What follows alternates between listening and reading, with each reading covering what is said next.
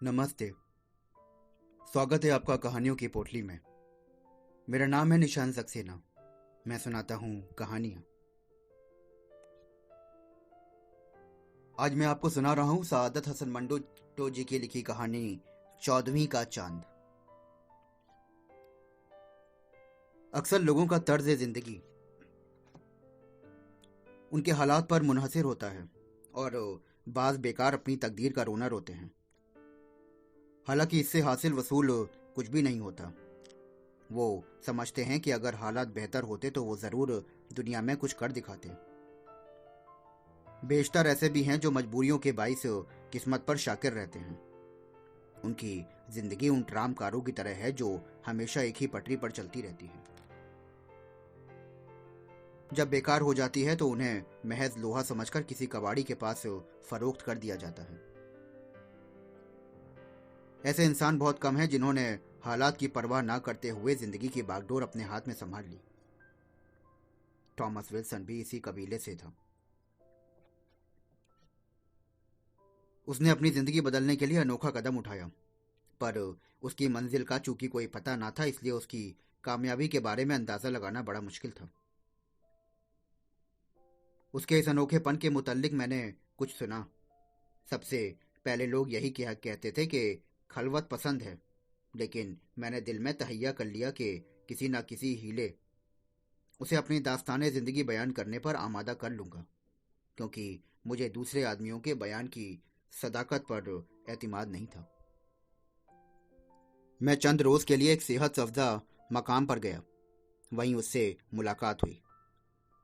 मैं दरिया किनारे अपने मेजबान के साथ खड़ा हुआ था कि वो एकदम पुकार उठा, विल्सन। मैंने पूछा कि कहाँ है। मेरे मेजबान ने जवाब दिया कि अरे भाई, वही जो मुंडेर पर नीली कमीज पहने हमारी तरफ पीठ किए बैठा है। मैंने उसकी तरफ देखा तो मुझे नीली कमीज और सफेद बालों वाला सर नजर आया। मेरी बड़ी ख्वाहिश थी कि वो मुड़कर देखे और हम उसे सैर व तफरीह के लिए साथ ले जाएं। उस वक्त सूरज का अक्स दरिया में डूब रहा था। सैर करने वाले चहचहा रहे थे। इतने में गिरजे को यक आहंग घंटियां बजने लगी। मैं उस वक्त कुदरत की दिल फरेबियों से इस कदर मसहूर हो चुका था कि विल्सन को अपने तरफ आते ना देख सका। जब वो मेरे पास से गुजरा तो मेरे दोस्त ने उसे रोक लिया और मुझे उससे तारुफ कराया। उसने मेरे साथ हाथ मिलाया और किसी कदर बेतनियाई से। मेरे दोस्त ने इस बात को महसूस किया और उसको शराब की दावत दी। मदऊ किए पर वो मुस्कुराया। अगरचे उसके दांत खूबसूरत ना थे, फिर भी उसकी मुस्कुराहट दिलकश थी। वो नीली कमीज और खाकी सतरी पतलून महला पहना हुआ था, जो किसी हद तक मैली थी। उसके लिबास को उसके जिस्म की साख से कोई मुनासिबत नहीं थी। उसका चेहरा लंबतोरा, पतले होठ और आंखें भूरे रंग की थी। चेहरे के खुतूत नुमाया, जिनसे नुमाया था कि जवानी में वो जरूर खूबसूरत होगा। वज़ाकता के एतबार से वो किसी बीमा कंपनी का एजेंट मालूम होता था। हम चहलकदमी करते एक रेस्टोरेंट में पहुंचकर उससे मुल्हका बगीचे में बैठ गए और बैरे को शराब लाने के लिए कहा। होटल वाले की बीवी भी वहां मौजूद थी। अधेड़पन की वजह से अब उसमें वो बात नहीं थी, लेकिन चेहरे का निखार अब भी गुजरी हुई करारी जवानी की चुगलियां खा रहा था। 30 साल पहले बड़े बड़े आर्टिस्ट उसके दीवाने थे। उसकी बड़ी बड़ी शराबी आंखें और शहद भरी मुस्कुराहटों में अजीब दिलकशी थी। हम तीन बैठे यूं ही इधर उधर की बातें करते रहे।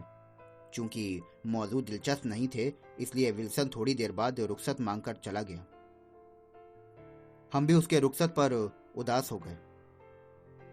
रास्ते में मेरे दोस्त ने विल्सन के बारे में कहा कि मुझे तो तुम्हारी सुनाई हुई कहानी बेअसर ओपा मालूम होती है। मैंने उससे पूछा कि क्यों। वो बोला कि वो इस किस्म का हरकत मुतरकिब नहीं हो सकता। मैंने फिर कहा कि कोई शख्स किसी की फितरत के मुतल्लिक सही अंदाजा कैसे लगा सकता है। मेरे दोस्त ने बोला कि मुझे तो वो आम इंसान दिखाई देता है जो चंद महफूज किफालतों के सहारे कारोबार से अलहिदा हो चुका है। उसने कहा कि ठीक है, तुम यही समझो। दूसरे दिन दरिया किनारे विल्सन हमें फिर दिखाई दिया। भूरे रंग का लिबास पहने, दांतों में पाइप दबाए खड़ा हुआ था। ऐसा मालूम होता था कि उसके चेहरे पर झुर्रियों और सफेद बालों से भी एक जवानी फूट रही है। हम कपड़े उतारकर पानी के अंदर चले गए। जब मैं नहाकर बाहर आया तो देखा कि विल्सन जमीन पर औंधे मुंह लेटा किसी किताब को पढ़ रहा था। मैंने सिगरेट सुलगाई और उसके पास गया। उसने किताब से नजरें हटाकर मेरी तरफ देखा और कहा कि बस नहा चुके। मैंने जवाब दिया कि हाँ, आज तो लुत्फ आ गया। दुनिया में इससे बेहतर नहाने की कोई और जगह नहीं हो सकती। तुम यहां कितनी मुद्दत से हो? उसने जवाब दिया कि 15 बरस से। ये कहकर वो दरिया की मचलती हुई नीली लहरों की तरफ देखने लगा। उसके बारीक होठों पर लतीफ सी मुस्कान खेल गई। बोला कि पहली बार यहां आते ही मुझे इस जगह से मोहब्बत हो गई। तुम्हें उस जर्मन का किस्सा मालूम है जो यहां एक बार लंच खाने आया और यहीं का होके रह गया? वो 40 साल तक यहां रहा। मेरा भी शायद यही हाल होगा। 40 बरस नहीं तो 25 तो कहीं नहीं गए। मैं चाहता था कि वो अपनी गुफ्तगू जारी रखे। उसके अल्फाज से जाहिर था कि उसके अफसानों की हकीकत जरूर कुछ है। इतने में मेरा दोस्त भीगा हुआ हमारी तरफ आया। बहुत खुश था क्योंकि वो दुनिया के 1 मील तैरकर आ रहा था। उसके आते ही हमारी गुफ्तगू का मौजू बदल गया और बात अधूरी रह गई। उसके बाद विल्सन के मुतद्दिद बार मुलाकात हुई। उसकी बातें बड़ी दिलचस्प होती। वो इस जजीरे के चप्पे चप्पे से वाकिफ था। एक दिन चांदनी रात का लुत्फ उठाने के बाद मैंने और मेरे दोस्त ने कहा कि चलो मोंटी सलवार की पहाड़ी की सैर करके आएं। मैंने विल्सन से कहा कि आओ यार, तुम भी हमारे साथ चलो। विल्सन ने मेरी दावत कबूल कर ली और लेकिन मेरा दोस्त नासिजे तब्बा का बहाना करके हमसे जुदा हो गया। खैर, हम दोनों पहाड़ी की जानिब चल दिए और इस सैर का खूब लुत्फ उठाया। शाम के धुंधलके में थके मांदे भूखे सराय में आ गए। खाने का इंतजाम पहले से ही कर रखा था जो बहुत लजीज साबित हुआ। शराब अंगूर की थी। पहली बोतल तो सिवैयां खाने के साथ ही खत्म हो गई। दूसरी के आखिरी जाम पीने के बाद मेरे और विल्सन के दिमाग में बैक वक्त के ये ख्याल सामने आने लगा कि जिंदगी कुछ ऐसी दुश्वार तो नहीं। हम उस वक्त बगीचे में अंगूरों से लदी हुई बेल के नीचे बैठे थे। रात की खामोश फिजा में ठंडी हवा चल रही थी। सराय की खादिमा हमारे लिए पनीर और इंजीरें ले आई। विल्सन थोड़े से वक्फे के बाद मुझसे मुखातिब हुआ और बोला कि हमारे चलने में अभी काफी देर है। चांद आज कम से कम 1 घंटे तक पहाड़ी के ऊपर आएगा। मैंने भी उससे कहा कि हमारे पास फुर्सत ही फुर्सत है। यहां आकर कोई इंसान भी उजलत के मुतल्लिक नहीं सोच सकता। विल्सन मुस्कुराया। फुर्सत? काश लोग इससे वाकिफ होते। हर इंसान को ये चीज मुफ्त मैसर हो सकती है, लेकिन लोग कुछ ऐसे बेवकूफ हैं कि वो इसे हासिल करने की कोशिश ही नहीं करते। काम? कमबख्त इतना समझने के भी अहल नहीं है कि काम करने से गरज सिर्फ फुर्सत हासिल करना है।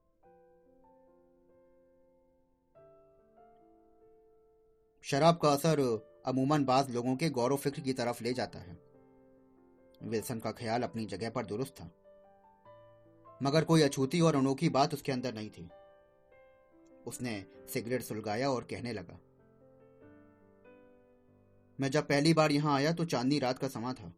आज भी वही 14वीं का चांद आसमान पर नजर आया। मैंने मुस्कुरा दिया कि जरूर नजर आएगा आज भी तुम्हें 14वीं का चांद। वो बोला कि दोस्त, मेरा मजाक ना उड़ाओ। अब मैं अपनी जिंदगी के पिछले 15 बरसों पर नजर डालता हूँ तो मुझे ये तवील अरसा एक महीने का धुंधलका वक्फा सा लगता है। आह, वो रात जब पहली बार मैंने चबूतरे पर बैठकर चांद का नजारा किया। किरणें दरिया की सतह पर चांदी की परतें चढ़ रही थीं। मैंने उस वक्त शराब जरूर पी रखी थी, लेकिन दरिया के नज़ारे और आसपास की फिजा ने जो नशा पैदा किया वो शराब भी पैदा ना कर सकती थी। उसके होठ खुश्क होने लगे। उसने अपना गिलास उठाया मगर वो खाली था। एक बोतल मंगवाई और विल्सन ने 2-4 बड़े घूंट पिए और कहने लगा कि अगले दिन मैं दरिया किनारे नहाया और जजीरे में इधर उधर घूमता रहा। बड़ी रौनक थी। मालूम हुआ कि हुस्न व इश्क की देवी अफ्रोडाइट का त्योहार है, मगर मेरी तकदीर में सदा बैंक का मुंतजिम होना ही लिखा होता है, तो यकीनन कभी ऐसी सैर नसीब ना होती। मैंने उससे पूछा कि तुम किस बैंक में मैनेजर थे? तुम्हें देख के ऐसा तो नहीं लगता कि तुम किसी बैंक में काम करते होगे। वो बोला कि हाँ भाई, था। वो रात मेरे कियाम की आखिरी रात थी, क्योंकि पीर की सुबह मुझे बैंक में हाजिर होना था। जब मैंने चांद, दरिया और किश्तियों को देखा तो ऐसा बेखुद हुआ कि वापस आने का ख्याल मेरे जहन से उतर गया। इसके बाद मैंने अपना गुज़िश्ता वाक़ियात तफसील से बताए और कहा कि वो जजीरे में 15 साल से मुकीम है। अब उसकी उम्र 49 बरस की है। पहली बार जब वो यहाँ आया तो उसने सोचा कि मुलाजमत का तौक गले से उतार देना चाहिए और जिंदगी के बाकी अय्याम यहाँ की मशहूर कुन फजाओं में गुजारने चाहिए। जजीरे की फजा और चांद की रोशनी विल्सन के दिमाग पर इस कदर गालिब आई कि उसने बैंक की मुलाजमत तर्क कर दी। अगर वो चांद बरस और वहां रहता तो उसे माकूल पेंशन मिल जाती, मगर उसने उसकी मुतल्लक परवाह ना की। अलबत्ता बैंक वालों ने उसकी खिदमत में के इवज इनाम भी दिया। विल्सन ने अपना घर बेचा और जजीरे का रुख किया। उसके अपने हिसाब से के मुताबिक वो 25 बरस का इस जिंदगी को बसर कर सकता था। मेरी उससे कई मुलाकातें हुई। इस दौरान में मुझे मालूम हुआ कि वो बड़ा एतदिल पसंद है। उसे कोई ऐसी बात गवारा नहीं जो उसकी आज़ादी में खलल डाले। इसी वजह से औरत भी उसके मुतस्सिर ना कर सकी। वो सिर्फ कुदरती मनाजिर का परस्तार था। उसकी जिंदगी का वाहिद मकसद सिर्फ अपने लिए खुशी तलाश करना था और उसे ये नायाब चीज मिल चुकी थी। बहुत कम इंसान खुशी की तलाश करना जानते हैं। मैं नहीं कह सकता कि वो समझदार था या बेवकूफ। हाँ, इतना जरूर है कि अपनी जात का हर पहलू वो बखूबी जानता था। आखिरी मुलाकात के बाद मैंने उसे अपने मेजबान दोस्त से रुखसत चाहिए और अपने घर रवाना हो गया। इस दौरान में जंग छिड़ गई और मैं 13 बरस तक उस जजीरे पर ना जा सका। 13 बरस के बाद जब मैं जजीरे पर पहुंचा तो मेरे दोस्त की हालत बहुत खस्ता हो चुकी थी। मैंने एक होटल में कमरा किराए पर लिया और खाने पर अपने दोस्त को विल्सन के मुतल्लिक बात हुई। वो खामोश रहा। उसकी ये खामोशी बड़ी अफसुर्दा थी। मैंने बेचैन होकर पूछा कि कहीं उसने खुदकुशी तो नहीं कर ली। मेरे दोस्त ने आह भरी और कहा कि ये दर्द भरी दास्तान है, मैं तुम्हें क्या सुनाऊं। विल्सन की स्कीम माकूल थी। वो 25 बरस आराम से गुजार सकता है, पर उसे ये मालूम नहीं था कि आराम के 25 साल गुजारने के साथ ही उसकी कुव्वत इरादी खत्म हो जाएगी। कुव्वत इरादी को जिंदा रखने के लिए कशमकश जरूरी है। हमवार जमीन पर चलने वाले पहाड़ियों पर नहीं चढ़ सकते। उसका तमाम रुपया खत्म हो गया। उधार लेता रहा और लेकिन यह सिलसिला कब तक जारी रहता। खर्च खवाओं ने उससे तंग आकर उसे तकादे करने शुरू किए। आखिर एक रोज उसने अपनी झोपड़ी के उस कमरे में जहां वो सोता था वहां बहुत से कोयले जलाए और दरवाजा बंद कर दिया। सुबह जब उसकी नौकरानी नाश्ता तैयार करने आई तो वो उसे बेहोश पाया। लोग उसे अस्पताल लेकर गए। वो बच गया पर उसका दिमाग करीबी करीब माउफ हो गया। मैं उससे मिलने गया लेकिन वो इस हैरत से मेरी नजरों से देखने लगा कि वो मुझे पहचान नहीं सका।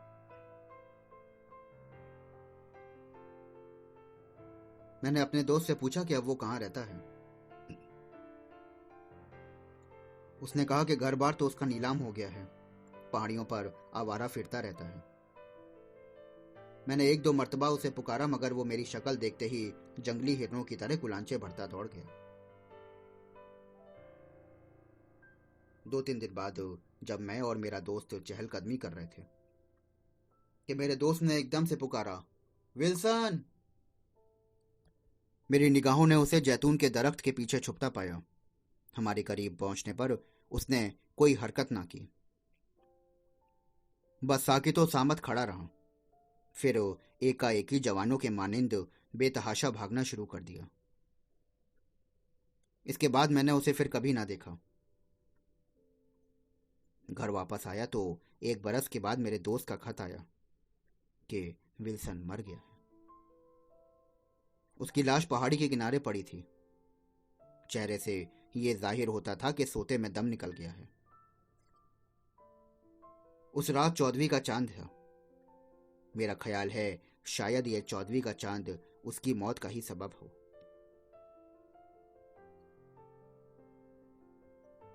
तो दोस्तों, अभी आप सुन रहे थे मेरे साथ सआदत हसन मंटो जी की लिखी कहानी 14वीं का चांद। आशा करता हूं कि आपको यह कहानी बेहद पसंद आई होगी। अगर आपको कहानियां सुनने का शौक है तो हमारे चैनल को फॉलो करिए, सब्सक्राइब करिए। कल फिर मिलूंगा आपसे एक और नई कहानी के साथ। शुक्रिया।